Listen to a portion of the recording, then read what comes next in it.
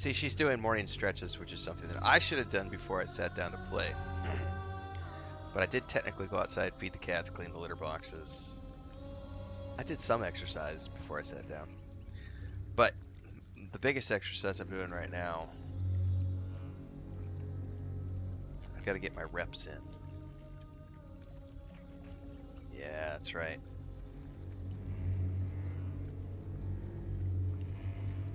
Coffee. Zarnanthium says, great timing, just ending my stream when you're starting. Thanks for the raid over on Twitch, Zarnanthium. Good morning, Kitten Sunshine, Michael Bargo, everybody else tuning in on YouTube and Twitch. Good morning, good morning.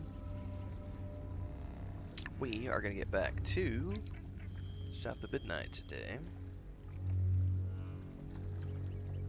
I think we played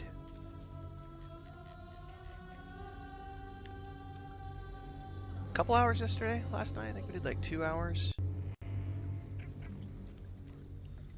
I don't think we'll finish it today. I think it's going to be a 2-day stream because I've read between 10 and 12 hours. So we'll go a few hours today. I don't want to burn through it all in just one day, but it is a shorter game. Dreamer Elder says, I don't think I remember you being as excited in initial thought videos as I saw you being for this game.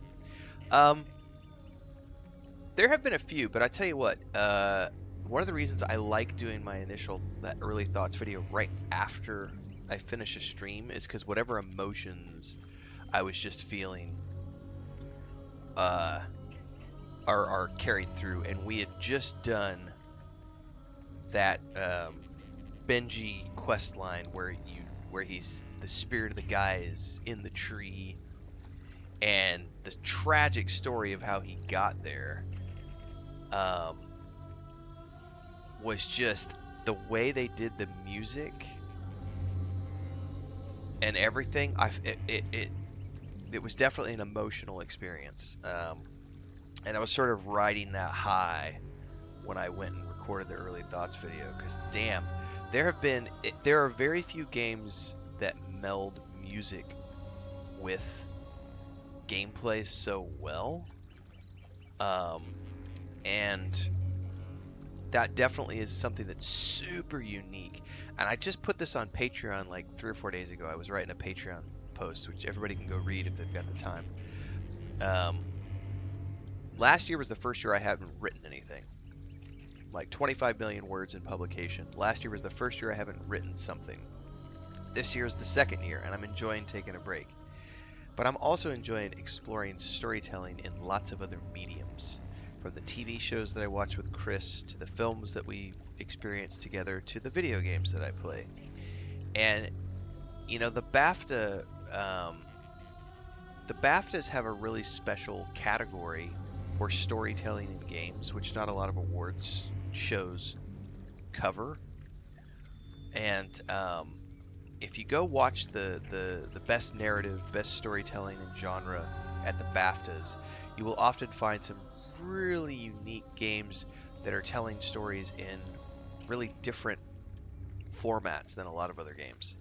And the core gameplay here is like Jedi Survivor, Jedi Fallen Order. Like, the core gameplay loop is not unfamiliar. Like, it's a very familiar gameplay loop that I've played in a million other games. But the way they've woven the music in to the storytelling is something that's very unique. Red Dead Redemption 2 did it to a lesser degree. Red Dead Redemption 2 had some really unique original tracks. Cyberpunk 2077 has some really good original compositions. But I don't know that I've ever played a game where they took the quest line that you're working on and put it into the lyrics of the song. There might be another game or two that I've played that have done that, but I just can't remember it off the top of my head. But not in a way that stood out to me.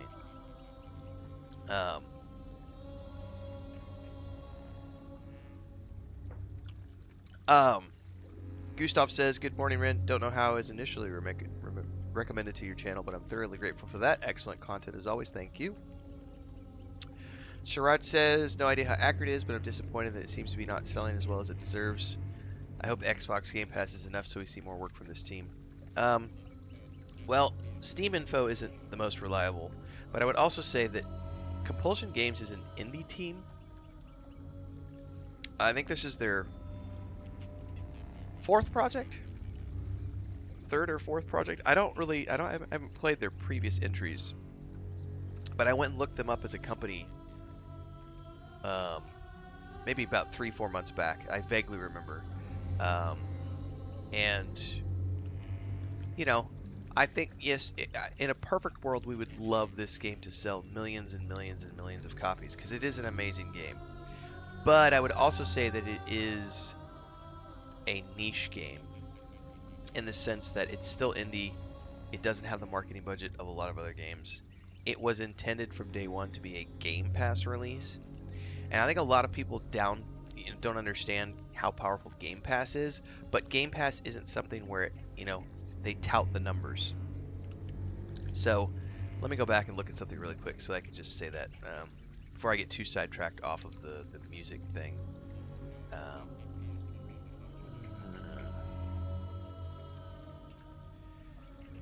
Um, um, because the music is amazing, and I want to come back to that really quick. So, um, if I remember correctly,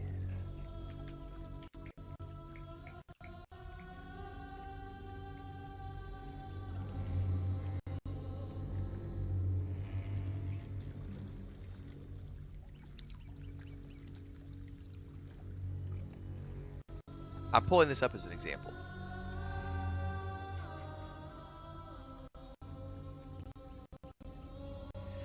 So, Indiana Jones and the Great Circle is a great example. It peaked, and I remember Indiana Jones and the Great Circle was a Game Pass day one release for Machine Games. It peaked on Steam with 8,242 players, right? 8,242 players. That was its peak on Steam, right? However, on Game Pass, it did 4 million players. 4 million players is what it achieved on Game Pass. So, Steam is fuck all compared to the Game Pass numbers because it was a Game Pass day one release. This is also a Game Pass day one release. People don't realize how many millions of players there are subscribed to Game Pass. I have an Ultimate subscription that I've had running for more than 3 years now. Love it. Game Pass is amazing. And Microsoft and Xbox are very much in the ecosystem game, not in the console game. They don't worry about the consoles. They're in the ecosystem game. And you can play Xbox games, you can play Game Pass games anywhere. You can play them on your PC, you can play them on your console, you can play them on your handheld, you can play them on your tablet, you can play them on your cell phone. People can play Game Pass games anywhere, assuming they have an Ultimate subscription. The point I'm making is Indiana Jones had 8,000 peak players on Steam. It has 4 million players on Game Pass. So the people who talk about Steam numbers as being some sort of great determiner in how well a game is doing they know fuck all about games. They literally know fuck all about the game industry. That's the grifters who are out there claiming that. So in early access, which was the past few days, the game, I don't know what the Steam numbers are, but I know they weren't like, oh my god, it's got hundreds of thousands of players. And I know that Asmongold and your typical grifter crowd were out there making videos of how the game is failing because it's not doing well on Steam. Who cares how it's doing on Steam? Game Pass Early Access was also available during that period of time, and now it's in Game Pass launch. So we don't know how many millions of players are going to play this game. We don't know how many hundreds of thousands of people. We just don't know. And we won't know until numbers are released. But it doesn't really matter because Compulsion Games is an Xbox studio. So they get paid by Xbox to produce a product for Xbox. They're being compensated. Their developers are being paid and compensated. And they have been being paid and compensated to develop games for Game Pass. So as long as Microsoft is happy with whatever performance they're getting, that's the only thing that matters at the end of the day. Um, so that's one of those things that doesn't really factor into my enjoyment of it for sure. So anything that says my Steam says I played 11.4 hours. Yeah, I'm anticipating between 10 and 12 hours.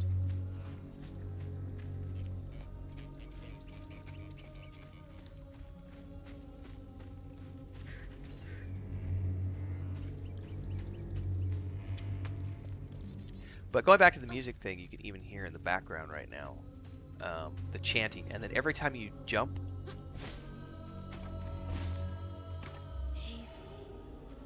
there's these little. That must be the church.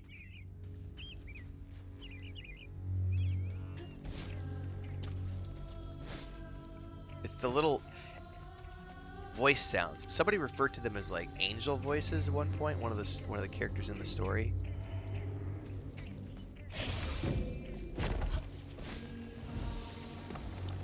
Oh shit! I don't know where I'm going from here.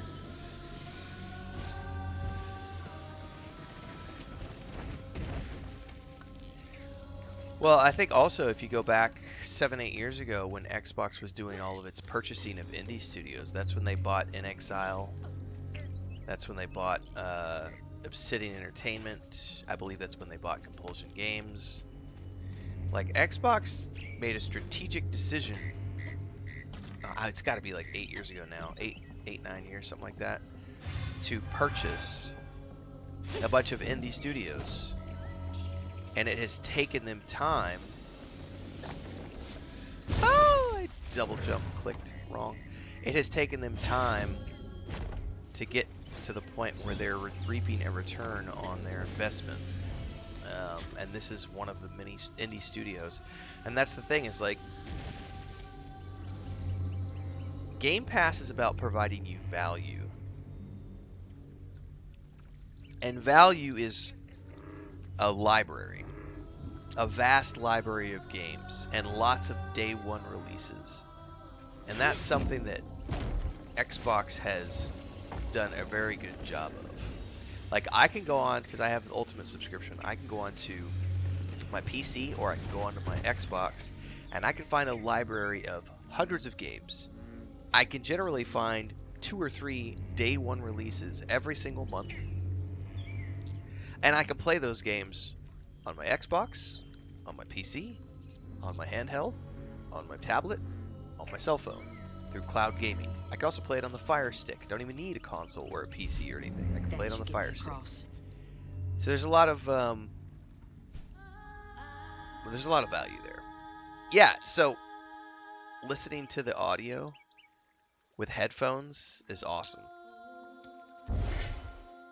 What did I just... Oh, we're pulling that down. Oh, that's new. Like, listen to the girls singing.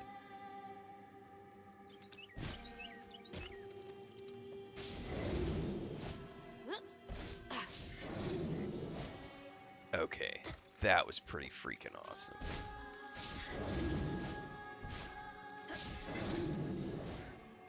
Big fan of that.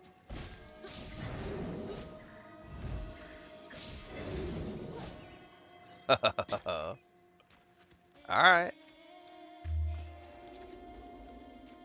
Somebody's chanting. I heard a voice whispering something back there.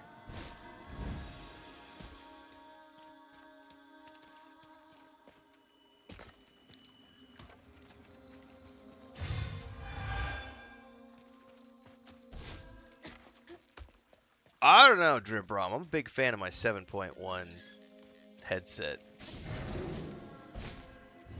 But this is not a cheap headset, so...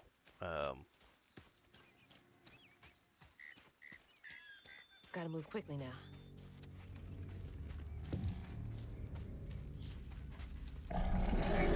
Oh! Wait up. That floating island is the gator?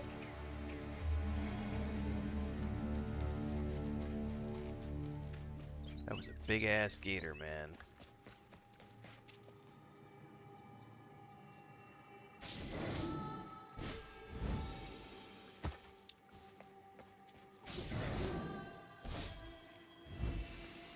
where am I supposed to go here? There's obviously...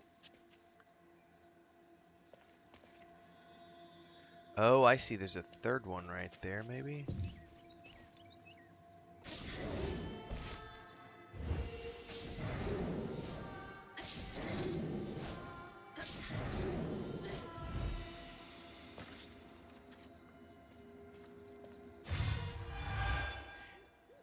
I think for movies, yeah, I prefer watching movies with big old surround sound systems, but there's something to me, for me personally, with video games. I much prefer the headset aspect if the game has done it well. Not every game has amazing game design. Sound design, sorry.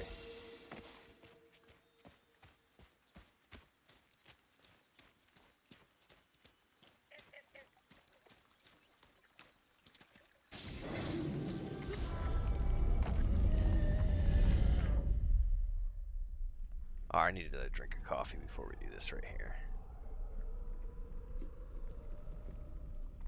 Got to get those reps in, kids.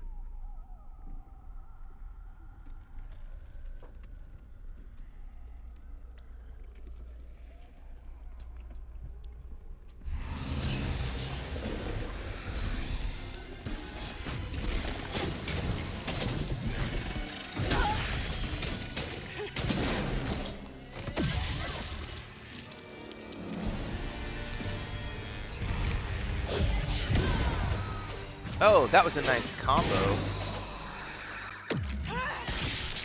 I pulled push. That was sweet.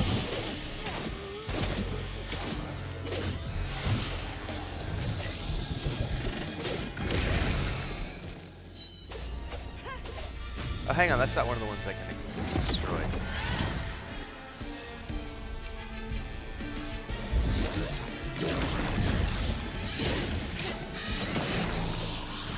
That's all of them.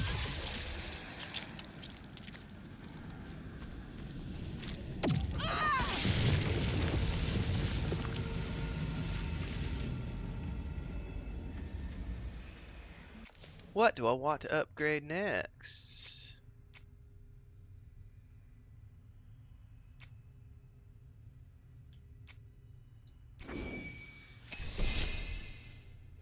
Use my floofs.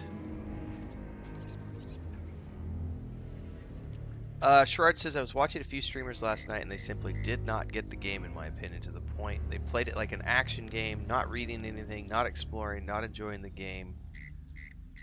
It's like they didn't even look at the game before buying it. Yeah, it's, you know, unfortunately a lot of people play games that way these days. It's like yesterday when we were playing, we were going through that quest I was mentioning earlier. The song that was being played before the male vocalist takes over was a chorus of women singing the lyrics to the song, but it was very subtle.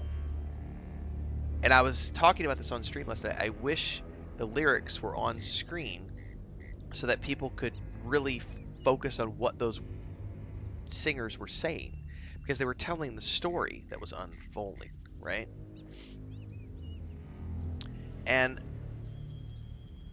But it's subtle. It's really subtle. Now, when the male vocalist takes over, it's main song, so it's up there. The audio is high, loud.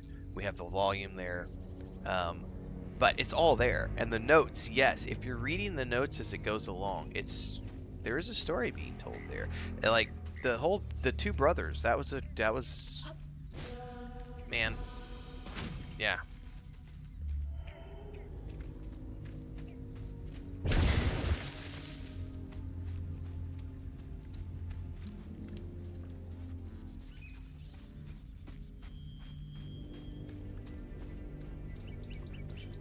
Let's go there next. Let's go over here first. I think there's something inside the cabin. Yeah, and then like if you want all your floofs, you gotta go off the beaten path to find your floofs. Then there's things like this. When was the last time someone lived in here? Is that important? In the grand scope of the story, not necessarily, but it tells you something about the environment. People haven't been living here for a long time. But you're never going to know that if you just blaze through doing this and following your main path of Strand.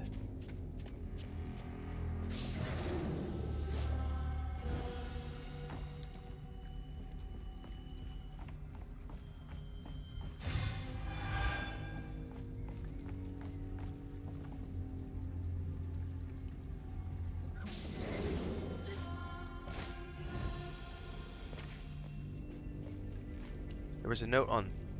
I missed a note on the bed.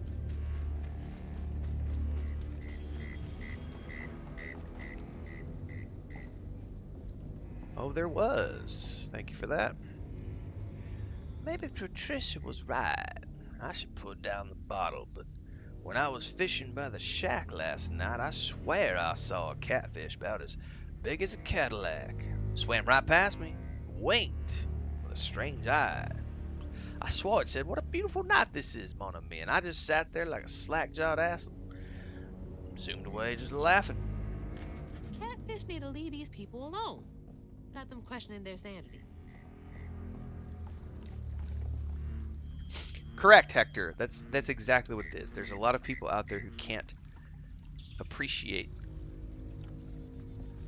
storytelling in all of its various mediums because they're only accustomed to button mashing. And so their whole gameplay loop is kill things faster, big explosions, big tittied anime bitches. Where's my waifu to fap off to? Exploding mushrooms? Well, that's no fun.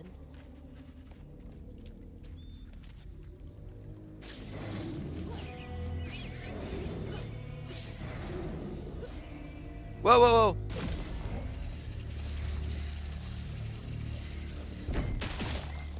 I was tripping out about the cow on top of the top of the barn over there.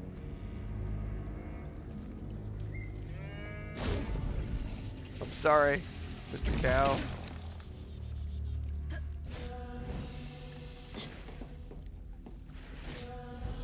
There's a coffin stuck in the...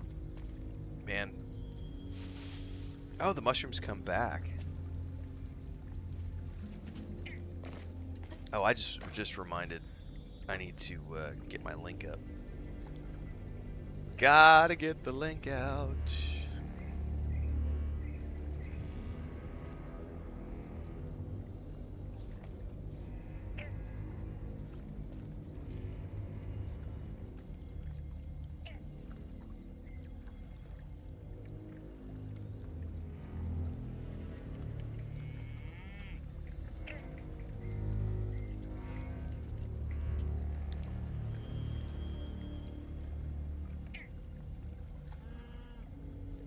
Early Thoughts video is pinned at the top of the YouTube and Twitch chat for people asking my thoughts on the game.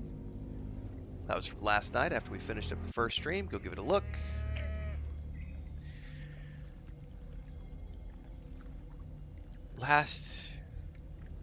Dude, that sounds like Adamfall. I got so many people with Adamfall whose only focus, the only thing they wanted to talk about was, oh, can I kill the NPCs? Can I kill all the NPCs? Can I be a murder hobo? That's the indicator of whether or not a game is good.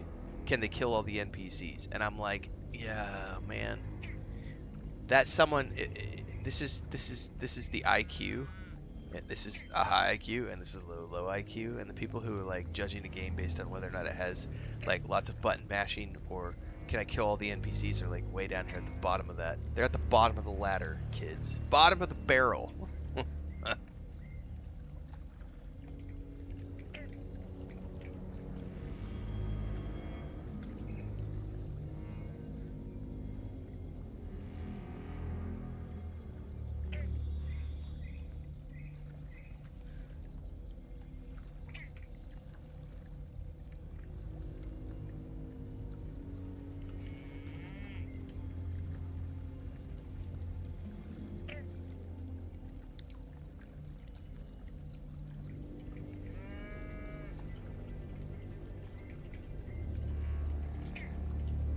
All right, links are out for everybody. We're gonna get back to playing here.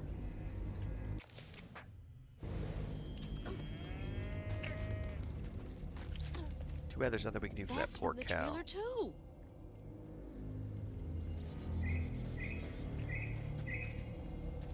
Looks like some sort of drawing.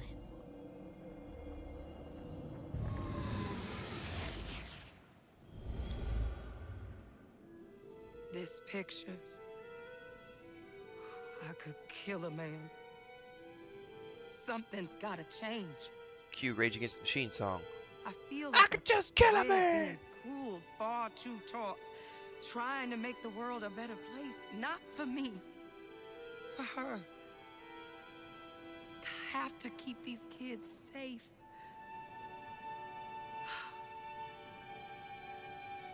I wish I could do more. That sounds so hard. Mama must have seen some pretty messed up stuff. I struggled with just seeing what Benji went through. Dude, I was getting all teary-eyed yesterday at the end of the Benji storyline. That hit, man. Like, good storytelling in games. And that's what a lot of people are missing because they're just so focused on the button Gotta mashing. get up there and ring that bell.